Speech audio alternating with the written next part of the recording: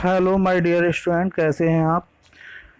देखिए, इस वाले टॉपिक में हम बात करेंगे पीएच मान यानी पीएच वैल्यू। ये अम्ल क्षार लवण क्लास 10th का जो है सेकंड चैप्टर है, उसका इम्पोर्टेंट टॉपिक है पीएच वैल्यू। तो पीएच वैल्यू इसकी खोज जो है सोरेनसन वैज्ञानिक थे, उन्होंने की थी। और यहाँ पर पी का मतलब होता है जर्मन भाषा का शब्द पोटेंज से बना है, जिसका अर्थ होता है पावर यानी कि शक्ति। और एच का मतलब होता है हाइड्रोजन यानी कि हाइड्रोजन आयनों की शक्ति कह सकते हैं। तो सोरेनसन ने बताया कि किसी विलयन में उपस्थित हाइड्रोजन आयन सांद्रता के ऋणात्मक लघुगणक को उस विलयन का पीएच मान कहते हैं। देखिए, पीएच यानी ऋणात्मक, पीएच बराबर -log 10 और ब्रैकेट में एच आयन। तो यहाँ पर अगर एच आयनों की अगर सांद्रता दी हो तो हम यहाँ पर पीएच मान जो है उसका निकाल सकते हैं। अर्थात किसी विलयन का पीएच मान उसमें उपस्थित हाइड्रोजन आयनों के ग्राम आयन या मोल प्रति लीटर में सांद्रण के ऋणात्मक लघुगणक के बराबर होता है। अन्य शब्दों में पीएच मान हाइड्रोजन आयन सांद्रण के व्युत्क्रम का लघुगणक होता है। तो यहाँ पर जो है आप जो है पीएच वैल्यू क्या है, तो इसके लिए जो है आप यहाँ ये भी डेफिनेशन लिख सकते हैं। पीएच मान हाइड्रोजन आयन सांद्रण के व्युत्क्रम का ऋणात्मक लघुगणक है। या तो ये वाली डेफिनेशन लिखेगा या फिर यहाँ से ये डेफिनेशन लिखेगा। किसी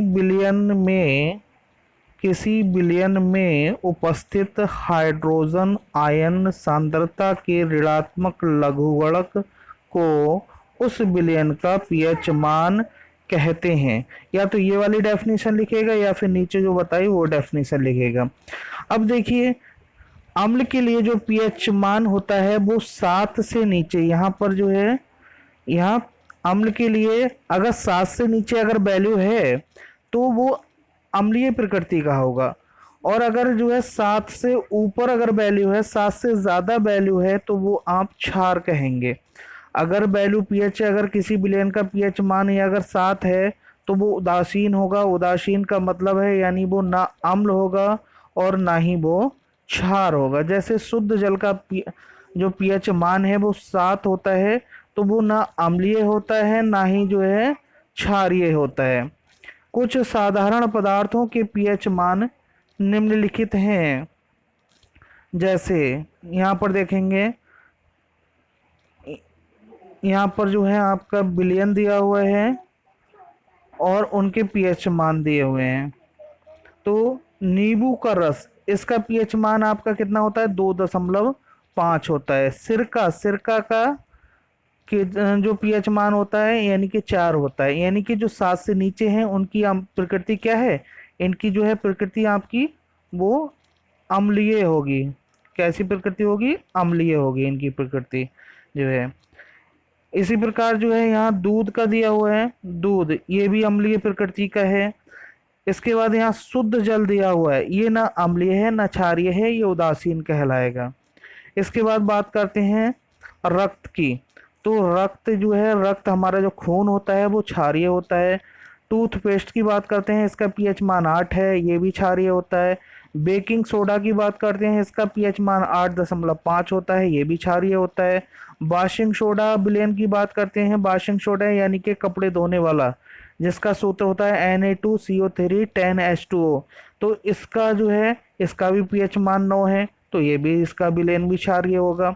मिल्क ऑफ मैग्नीशिया जो है, इसका जो है MgOH का होल ट्वाइस इसका सूत्र होता है, यानी कि मैग्नीशियम हाइड्रोक्साइड कहते हैं। तो इसका जो है पीएच मान, इसका भी पीएच मान 10.5 है, तो ये भी क्षारीय होगा आपका। अगला देखिए, तनु NaOH, तनु NaOH विलयन का जो है पीएच मान 13 है, ये भी क्षारीय है। सांद्र NaOH, इसका मान जो है आपका मैक्सिमम 14 है, 14 से ऊपर नहीं होता है, तो ये जो है आपका प्रबल क्षारीय है, प्रबल क्षारीय है। अगर यहाँ पर जो है सांद्र HCl की बात करें तो उसका जो है जो पीएच मान होता है 0 होता है, वो प्रबल अम्लीय होता है।